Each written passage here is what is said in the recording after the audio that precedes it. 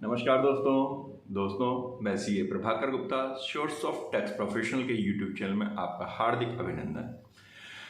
Inter state supply क्या होती है, आज हम इस वीडियो के अंदर इसी के बारे में जानेंगे और समझेंगे।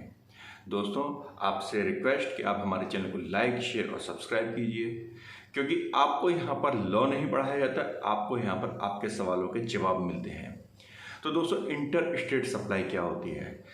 इंटर स्टेट सप्लाई, जो अगर हम बात करें कि भाई नाम से ही विदित होता है कि इंटर स्टेट यानी एक स्टेट से दूसरे स्टेट।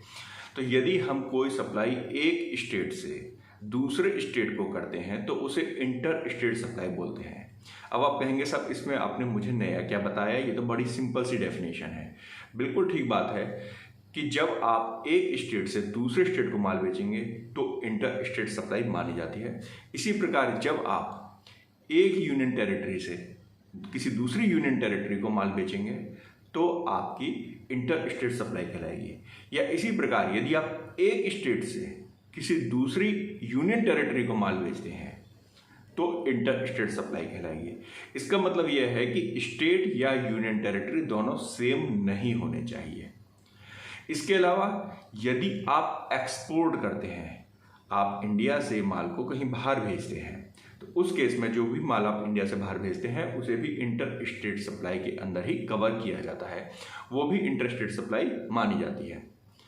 और जब आप कोई गुड्स इंपोर्ट करते हैं, आप इंडिया के बाहर से कोई भी आप गुड्स अगर इंपोर्ट करते हैं तो वो भी इंटर स्टेट सप्लाई ही मानी जाती है।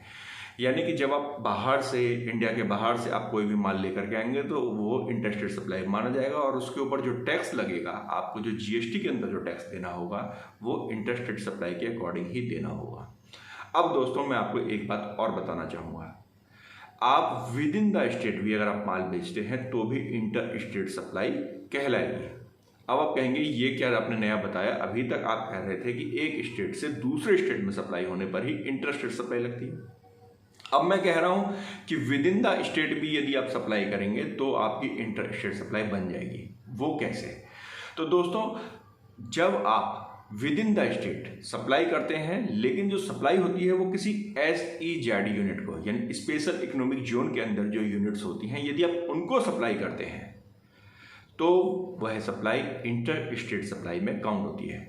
SEZ यूनिट्स क्या होती हैं? बेसिकली गवर्नमेंट कुछ एरिया डिफाइन कर देती है जिसको कि वो स्पेशल इकोनॉमिक जोन डिक्लेयर करती है, जिसके अंदर कुछ फैक्ट्रियां बनती हैं। उनका बेसिक जो पर्पज होता है वो होता है एक्सपोर्ट को बढ़ावा देना।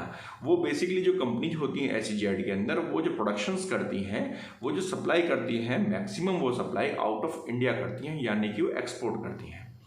तो यदि आप उस SEZ के अंदर, उस SEZ का जो एरिया है उसके अंदर जो फैक्ट्रियां लगी हुई हैं, यदि आप उन फैक्ट्रीज को सप्लाई करोगे तो उस केस में वो सप्लाई इंटर स्टेट सप्लाई मानी जाएगी, चाहे वो विद इन द स्टेट ही क्यों ना हो। जैसे फॉर एग्जांपल हम बात करते हैं, यूपी के नोएडा के अंदर एक SEZ एरिया है आपके फेज 2 के अंदर। तो अगर आप नोएडा सिटी से अगर आप SEZ नोएडा को भी माल सप्लाई कर रहे हो, विद इन द सिटी भी हुआ, विद इन द स्टेट भी है, यानी यूपी के से यूपी है, नोएडा यूपी के अंदर आता है, तो यूपी से यूपी में सप्लाई आपने की, नोएडा से नोएडा में ही आपने सप्लाई की, विद इन द स्टेट भी है, विद इन द सिटी भी है, लेकिन आपने SEZ को आपने सप्लाई की, तो वह सप्लाई आपकी इंटर स्टेट सप्लाई मानी जाएगी। इसी प्रकार यदि SEZ आपको सप्लाई करता है, यानी SEZ से नॉन SEZ में यदि सप्लाई होती है, तो उस केस में भी आपकी जो सप्लाई है वो इंटर स्टेट सप्लाई मानी जाएगी।